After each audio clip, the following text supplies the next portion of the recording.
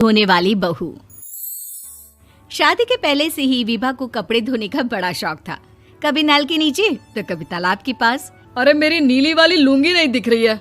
विभा की अम्मा, कहाँ रखी है लुंगी? अरे वो तो विभा ने परसों ही धोकर रखी थी आपकी अलमारी में, देखो वहीं होगी। वो ना मैंने आज धो दी, मुझे लगा कि गंदी हो गई होगी। अरे कैसे गंदी हो गई थी? उसे तो मैंने पहना भी नहीं। हे भगवान, इस लड़की के कपड़े धोने की आदत से परेशान हो गया हूँ मैं। जितना तो घर में राशन नहीं आता, उससे कहीं ज्यादा डिटर्जेंट पाउडर का खर्चा है। इसकी शादी करवा दो, शादी जाए अपने घर में ही करे काम, फिर चाहे घर के कपड़े धोने हो या पूरे गांव के। हाँ ठीक बोल रही हूँ, देखता हूँ मैं कोई लड़का। वो दिन भी आ जाता है जब विभा को देखने लड़के वाले आ जाते हैं। लड़की मुझे अच्छी लगी। होने वाली सास कहती है, बेटी अगर कुछ पूछना है तो पूछ लो। वैसे तो हमारी लड़की बहुत ही शर्मीली है, जो बोल दो वो मान लेती है, इसे क्या पूछना होगा। अरे कैसी बात कर रही हो माँ, मुझे इन लोगों के घर रहना है, सवाल तो कई है। हाँ हाँ बेटा, पूछ लो ना, क्या पूछना है। आप लोगों के घर कपड़े कौन धोता है? सास का मुंह बन जाता है। देखो, अगर तुम ये कहना चाहती हो कि तुम्हें कपड़े धोने नहीं आते तो सुन लो, कपड़े मैं ही धोती हूँ, लेकिन तुम्हारे आ जाने के बाद मैं रुमाल तक नहीं धोऊंगी। अरे चुप रहना भाग्यवान, बहू बेचारी घर आई नहीं, उसे डराना शुरू कर दिया। वो क्या है ना बिटिया, अभी तक तो ये कल्लू की माँ ही धोती थी, लेकिन अब तुम्हारे पापा तो दहेज में वॉशिंग मशीन देंगे ही। तभी विभा की माँ बोल पड़ती है, सवाल भी पूछा तो क्या। वैसे भाई साहब, मशीन की तो फिर भी कपड़े धोने की कैपेसिटी होती है। मतलब जो बिटिया दे रहे हैं ना विभा, इसे कपड़े धोने का बहुत शौक है। ये आप लोगों के क्या, आस पड़ोस गांव मोहल्ले सबके कपड़े धो दे और उफ तक ना करे। बाहर देखा नहीं आपने कितने कपड़े सूख रहे हैं, सब हमारी बिटिया ने ही तो धोए हैं। बस भी करो ना माँ, शर्म आ रही इतनी तारीफ सुनकर।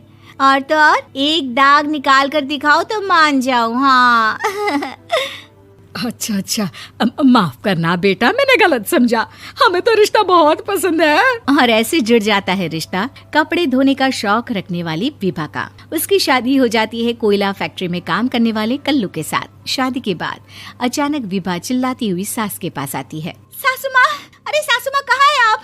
ये तो धोखा है, धोखा दिया आप लोगों ने मुझे। इसे ससुर के चक्कर के बारे में पता चल गया।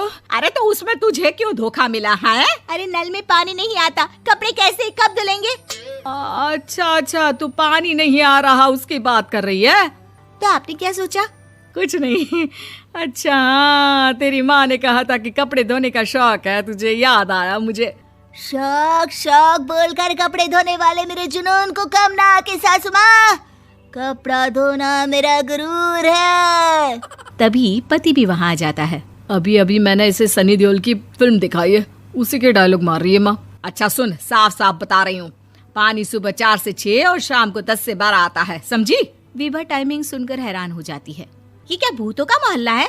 सुबह 4 बजे उठकर कौन कपड़े धोता है? 4 बजे टंकी में पानी जाता है, फिर सारा दिन धोना ना, किसने मना किया? अरे कैसी बात कर रही हैं? 200 लीटर की टंकी में कितने कपड़े धो लूंगी मैं, सुबह ही उठ जाऊंगी मैं। अब क्या था, विभा सुबह 4 से लेकर रात के 12 बजे तक कपड़े ही धोती रहती। एक रोज सास पड़ोस से निकलकर कहीं जा रही होती है कि साथ वाली कहती है, हाँ कल्लू की माँ, जरा ये बताओ कि 2 साड़ी है, 2 ब्लाउज और एक पेटीकोट और एक नाड़े वाला लंबा कच्छा। हाँ तो? अरे तो क्या, कितना लोगी धुलाई ये बताओ। धोबन दिख रहे हैं हम क्या? हमारे पति सरकारी नौकरी से अभी अभी रिटायर हुए हैं और बेटा सुपरवाइजर है कोयला फैक्ट्री में। धोबन समझ रखा है हमें? हाय रे कल्लू की अम्मा, माफ कर दो, वो तो मोहल्ले में यही सब बता रहे थे कि तुमने बहू को कपड़ा धुलवाने के काम में लगा दिया है। सास को पड़ोसन की बात सुनकर गुस्सा आ जाता है। वो घर पहुंचती है जहां घर के बाहर ही इतने सारे कपड़े सूख रहे होते हैं जितने कि किसी धोबन के घर पर। अरे ओ कल्लू की दुल्हन, बाहर निकल। माँ जी यहीं आ जाओ, बाथरूम में चादर धो रहे हैं हम। अरे अभी हम धोते हैं, तुमको बाहर निकलो। ये आस पड़ोस वाले बोल रहे हैं कि हम बहू से कपड़े धुलवा कर उसे कपड़ा धोने वाली बना दिए हैं। अरे छोड़ो ना माँ जी, किन लोगों की बातों में आती हो? आस पास के लोगों का तो काम ही होता है कि वो किसी तरह सास बहू को लड़ा दे। बहू सारे घर के कपड़े धोती है, ये क्या कम है? बोलिए। सास को भी लग जाता है कि वो बहू का ये सनकीपन नहीं छुड़वा सकती, इससे अच्छा है कि खुद ही चुप हो जाए। एक रोज सास और बहू मंदिर जाते हैं, जहाँ सास की साड़ी वहाँ खड़ी भीख मांगने वाली से मिलती है। माँ जी क्या बात है, आपकी साड़ी उस भिखारन से कितनी मिल रही है ना? हाँ हाँ देखो तो, दोनों की साड़ी मिल रही है। क्या बात है कल्लू की अम्मा, तुम खुद को तो अफसर की बीवी बताती हो और ऐसी सिंपल सी प्लेन साड़ी पहनकर घूमती हो। सिंपल और प्लेन नहीं है ये साड़ी। तो क्या सोने के धागे से फूल बने हैं? कुछ भी सासू माँ, कुछ भी। हाँ बने थे इस साड़ी में सोने के धागे से फूल। मेरे पति लेकर आए थे मद्रास से स्पेशली मेरे लिए 10,000 की। ताहे भाई साहब इस भिखारन के लिए भी सेम टू सेम साड़ी लेकर आए होंगे 10,000 की। सास उस वक्त तो कुछ नहीं कहती, लेकिन बहू के साथ घर आती है और अलमारी से एल्बम निकाल कर लाती है। ये साड़ी देख रही है, ये वही साड़ी है जिसे मैंने अभी पहना था। इस साड़ी में ये जो चमकदार फूल दिख रहे हैं ना, ये सोने के धागों से काढ़े गए हैं। लेकिन तू लोकल वॉशिंग मशीन ब्रश से घिस घिस कर सारे फूलों को निकाल कर साड़ी प्लेन कर दी।